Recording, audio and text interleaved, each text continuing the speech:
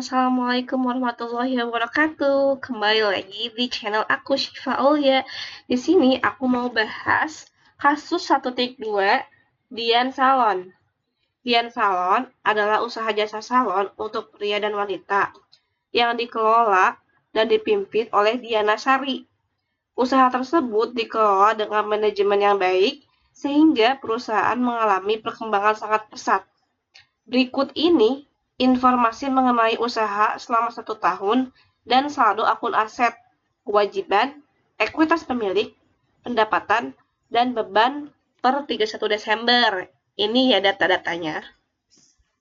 Lalu, soalnya, yakni Anda diminta untuk menyusun laporan keuangan, laporan laba rugi, laporan perubahan ekuitas, dan neraca dari Dian Salon ini.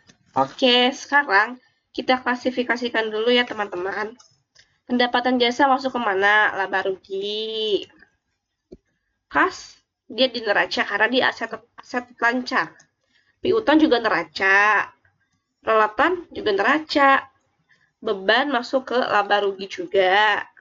Beban gaji karyawan, laba rugi. Pokoknya di laba rugi itu cuma ada pendapatan sama beban, udah itu aja. Perlengkapan salon masuk ke neraca. Utang bank masuk ke liabilitas atau hutang. Liabilitas. Beban listrik, air, dan telepon masuk ke laba rugi.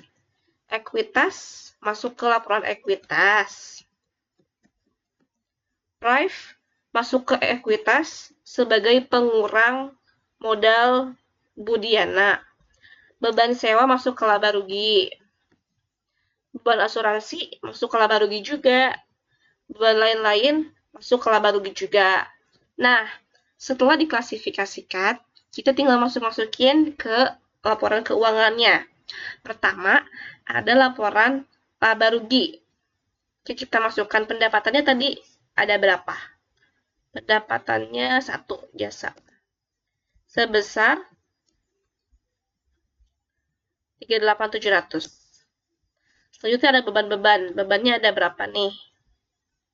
1, 2,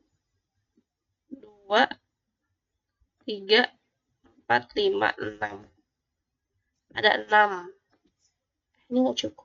Kita lihat dulu ya. Kan baru 4, kita tambah 2. Bebannya kita pindah ke sini.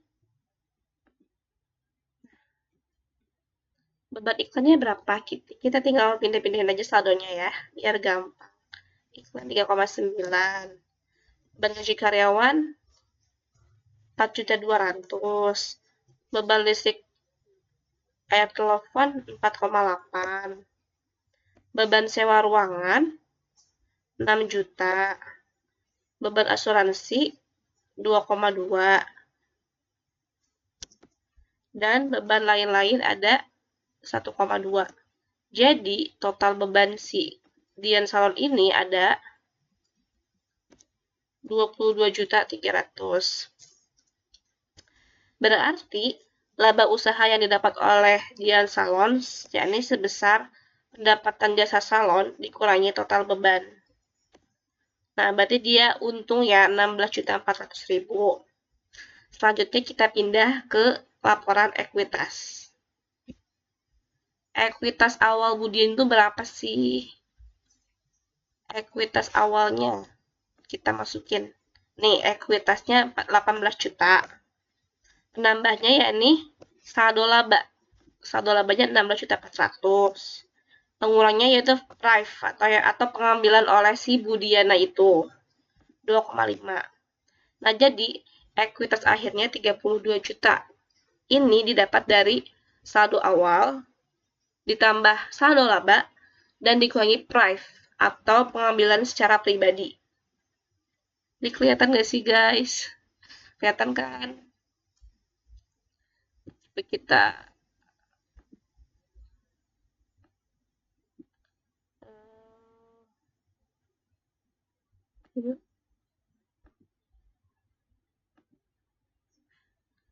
nggak kelihatan kan? Oke, selanjutnya Setelah laporan perubahan ekuitas, kita pindah ke neraca. Di neraca itu ada apa aja sih, Kak? Di neraca itu ada aset lancar, aset tetap, kewajiban, dan ekuitas. Ya, itu kewajiban aja kali ya.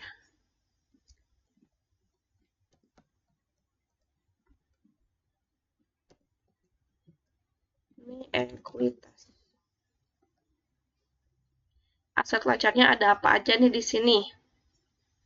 Ada kas, piutang usaha, peralatan salon,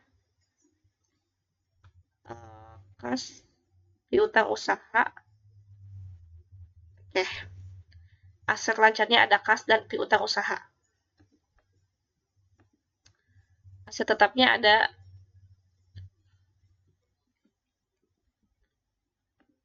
ada peralatan salon.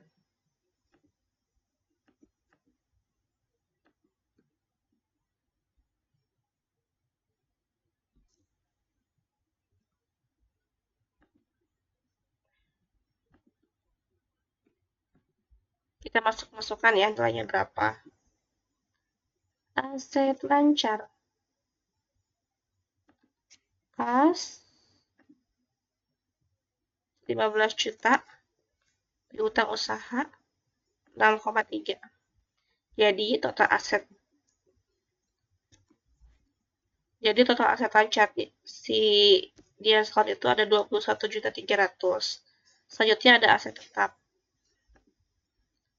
Peralatan, oh ini ada perlengkapan juga ya.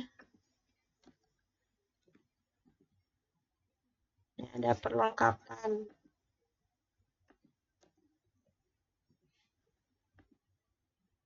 Ya, 6 juta.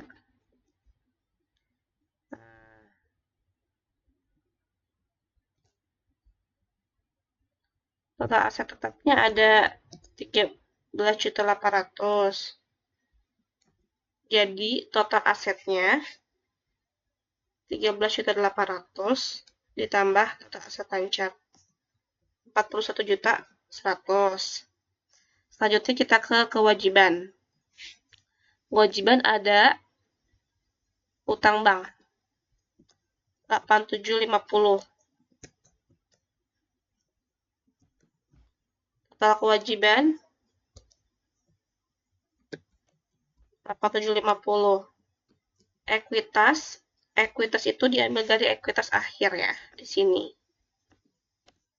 32 juta. Nah, udah kelihatan kan total ekuitas dan utang sebesar 41.100.000. Dan total aset juga 41.100.000. Jadi kedua aktiva dan pasifanya sudah balance. Begini hasilnya.